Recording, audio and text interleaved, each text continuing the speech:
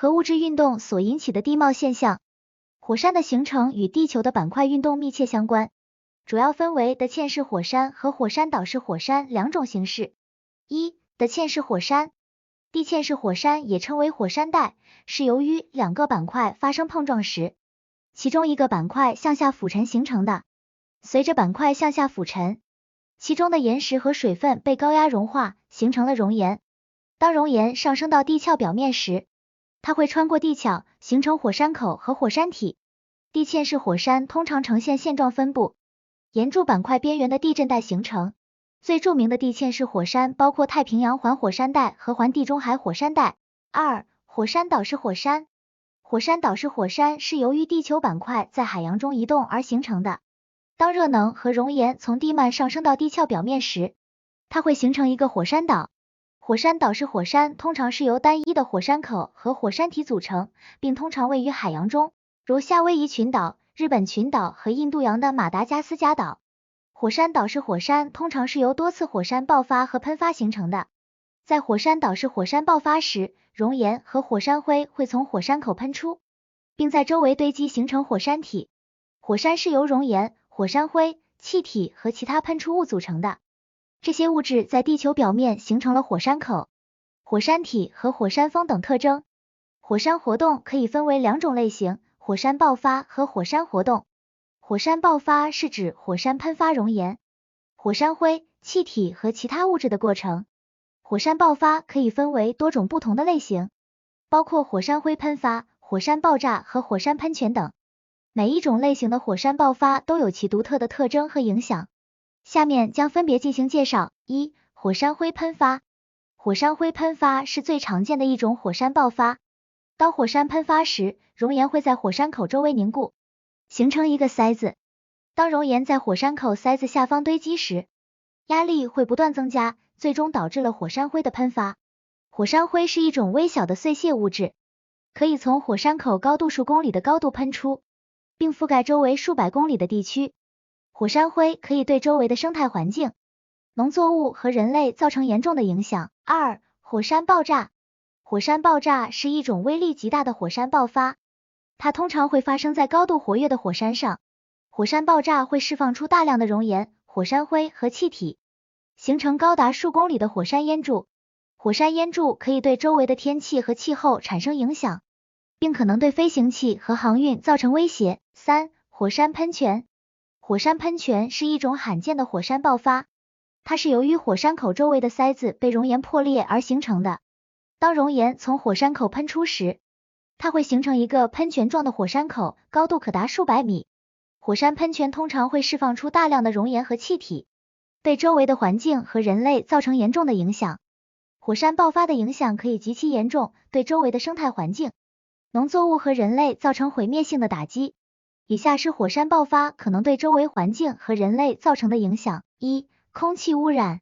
火山爆发会释放出大量的气体和微小的碎屑物质，这些物质会对空气质量造成严重的影响。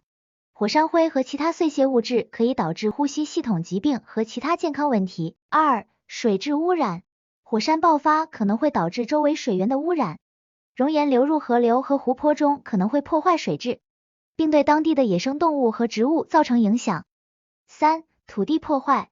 火山爆发可能会对周围的土地造成严重的破坏，熔岩和其他碎屑物质可以摧毁农田和房屋，使当地居民失去家园和收入来源。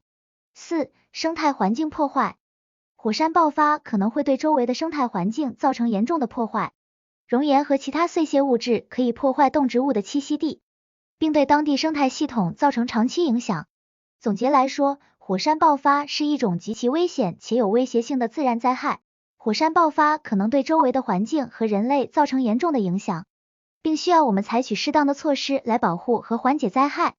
针对火山爆发的危害，科学家和政府机构已经开始采取一系列的措施来提高火山爆发的预警和防范能力。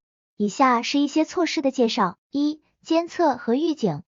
许多国家都建立了火山监测系统以及预警和撤离计划，以监测火山活动并提供早期警报。火山监测系统通常包括地震监测、气体测量和地形变化等技术，以及专门的专家和科学家团队。二、撤离。当火山爆发的风险增加时，政府和当地社区可以启动撤离计划，以保护当地居民的安全。撤离计划通常包括警报系统、安全避难所和紧急供应品等。3. 防护措施。政府和当地社区可以采取一系列的措施来保护当地居民和基础设施，例如建造防护坝、障碍物和排水系统等，以减少火山爆发对当地环境和人民的影响。4. 教育和培训。政府和当地社区可以通过教育和培训来提高当地居民和游客对火山爆发的认识和警惕性。这些教育和培训可以包括火山学、地震学、紧急应变等相关知识。火山爆发是一种危险的自然灾害，如果身处火山爆发的现场，应该采取一些自救措施来保护自己和他人。以下是一些可能有用的自救措施。1. 尽早撤离。当火山爆发的危险增加时，应该尽早撤离现场。如果当地政府发出了撤离警报，应该立即跟随指示撤离，远离火山危险区域。2. 寻找安全避难所。在火山爆发期间，应寻找安全的避难所。安全避难所应该是远离火山危险区域，如山丘、高地或远离火山口的地方。如果当地政府已经开设了避难所，应该前往那里寻求庇护。3. 避免进入火山危险区域。在火山爆发期间，应该避免进入火山危险区域，这些区域可能存在着熔岩流、火山灰、火山弹和毒气等危险。如果必须进入危险区域，应戴上口罩、护目镜和长袖衣服，以避免呼吸到有毒气体和火山灰。4. 尽量避免开车。在火山爆发期间，应尽量避免开车，因为火山灰可能会导致能见度降低，路面变得滑润且危险。如果必须开车，应该慢行且小心行驶。总之，火山爆发是一种危险的自然灾害。如果身处火山爆发的现场，应该尽早撤离，寻找安全避难所，避免进入火山危险区域，并尽量避免开车。如果有可能，应该聆听当地政府和专家的指示，以获得更多有关火山爆发的资讯和指导。总之，火山爆发是一种极其危险的自然灾害，需要我们严密监测和预防。科学家和政府机构已经开始采取一系列的措施来提高火山爆发的预警和防范能力。我们也应该通过教育和培训来提高对火山爆发的认识和警惕性，以保护我们的生命和财产安全。这次影片就到这啦。如果你喜欢我的频道，请订阅、按赞、分享我的频道，并且按下小铃铛，当有最新影片时会通知你哦。再见。